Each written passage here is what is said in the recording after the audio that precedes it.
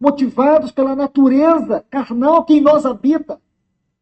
E você pode até perguntar, mas lá na cruz do Calvário, o Senhor não rompeu com tudo isso? Escute, Ele perdoou os nossos pecados. Os nossos pecados. Tudo o que você fez, Ele perdoou, jogou no mar do esquecimento.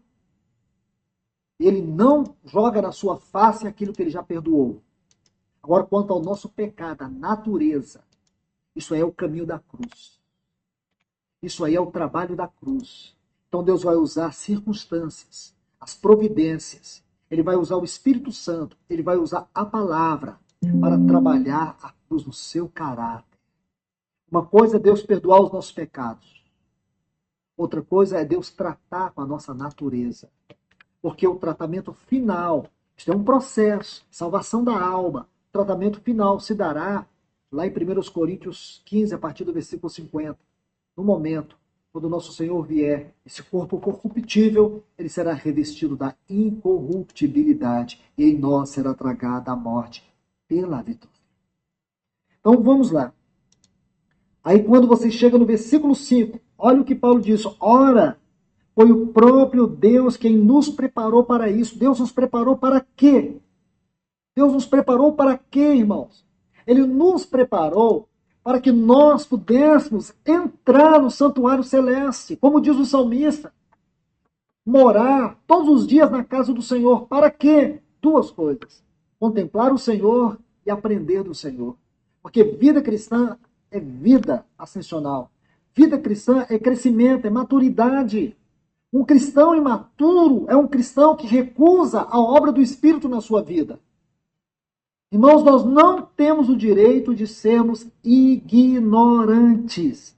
Todo cristão que é espiritualmente ignorante, ele tem uma vida espiritual atrofiada. Ele é doente. Ele vive desarraigado.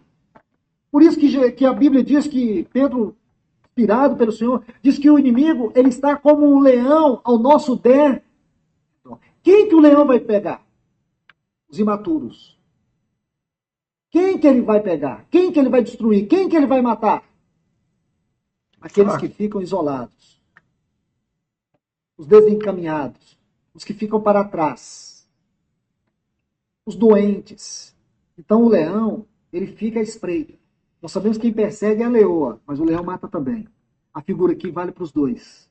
Aqui está uma figura do reino animal. Então o que eles fazem? Fica olhando. Então ele vai olhar em 3 direções para procurar aqueles que estão para trás. Desarraigado. Vai pegar os fracos, o doente. Então ela fica olhando. Onde é que tem gnu doente? E os bebês, os que não crescem. Então estão ao nosso derredor. Aí ele vem. Não seja um bebê espiritual. Cresce. Ah, mas eu converti uma semana. Se você tiver uma revelação de Cristo, num dia. Por isso o salmista disse, eu prefiro estar à porta da casa do Senhor do que estar em 1000 outros lugares. Porque para Deus, um dia é como 1000 anos. E 1000 anos é como um dia. Crescimento é para cima, não é para o lado. Quando você tem experiência com Deus, isso é tudo que você precisa. Você não vai crescer espiritualmente lendo biografia de irmãos. Isso edifica, isso é maravilhoso. Mas você vai crescer espiritualmente quando você aprender a contemplar Cristo na palavra. Quando você vai aprender a contemplar Cristo nos seus problemas, nas suas lutas, nas suas limitações, nas suas fraquezas. É isso que vai te fazer crescer. É isso que vai transformar o seu caráter. Então, o inimigo ele vem para pegar os imaturos. Aí ele vai dizer assim, que Deus nos preparou para isto, outorgando-nos o penhor. Que linda palavra Paulo buscou aqui do seu vocabulário grego para compor esse versículo. Penhor.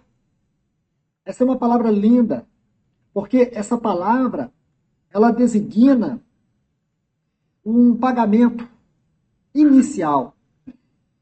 Você compra uma casa, um grande bem. Então você não tem todo o dinheiro. O que você faz? Você dá um sinal. Aí depois você junta todo o dinheiro para fazer a conclusão. Isso, de maneira mais específica, seria assim: alguém está comprando uma fazenda. E para que aquele negócio fique assegurado, o que ela faz? Ela dá o penhor.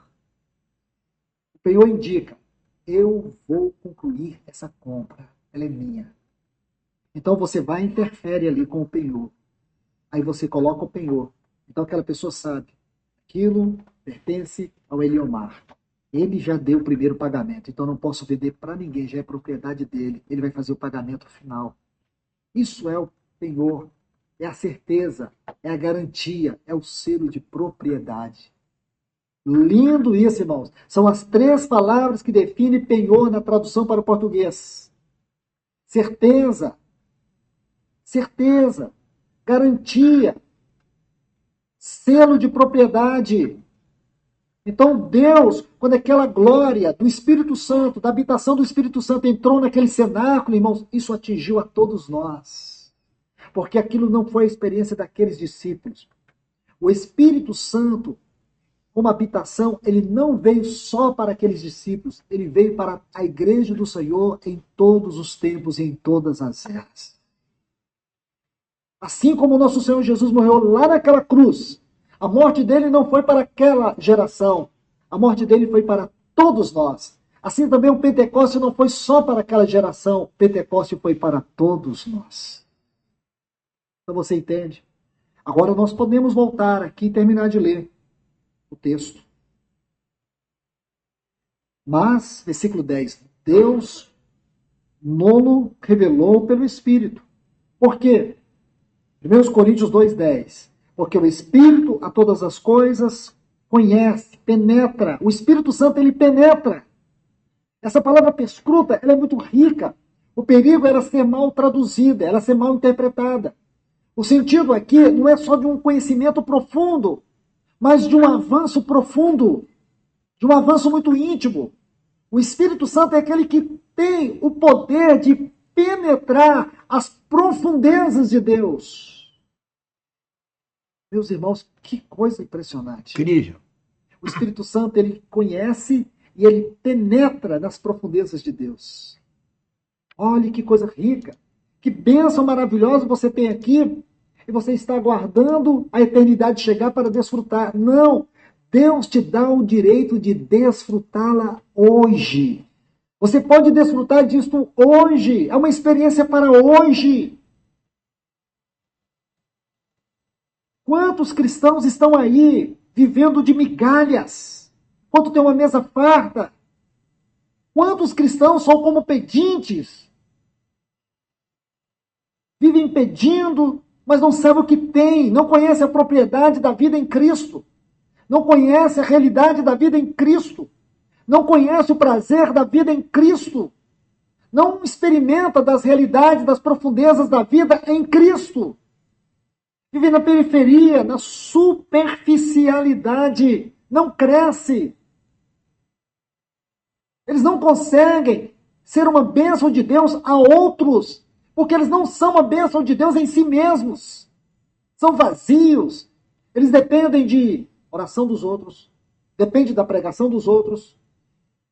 Tudo que eles dependem para viver espiritualmente provém daquilo que outros podem somar na sua vida, mas nunca de uma experiência pessoal. Sabe o que o Vale de Jaboque nos ensina na vida de Jacó? É que nós precisamos de uma experiência pessoal com Deus, mesmo que essa experiência tenha que nos doer. Porque você sabe que Jacó saiu do Vale de Jaboque quando a sua articulação da coxa foi ferida. A articulação da coxa é um nervo duro no nosso corpo. Ele saiu dali mancando. Ele saiu apoiado no seu cajado.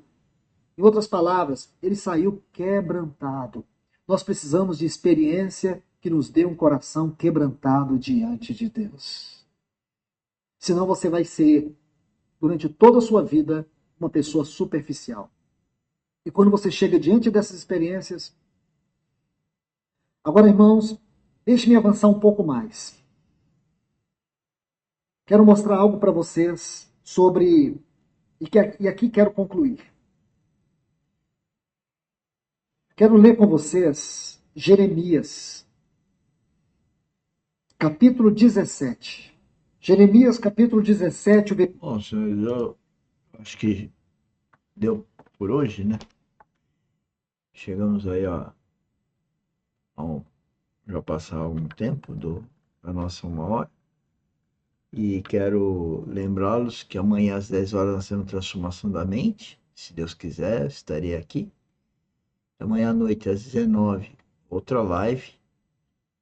Espero que seja mais reveladora que essa. E domingo de manhã, começando a semana, no domingo, a gente falando da mesa do Senhor, da ceia do Senhor, da cruz do Senhor. E começando então ali a nova semana, bastante animado no sentido espiritual, e que a gente, ao carregar a cruz nessa outra semana que inicia a domingo, a gente possa desenvolver, crescer, ter uma vida cristã nos lugares mais altos, celestiais, e ter revelações, e que a nossa mente seja transformada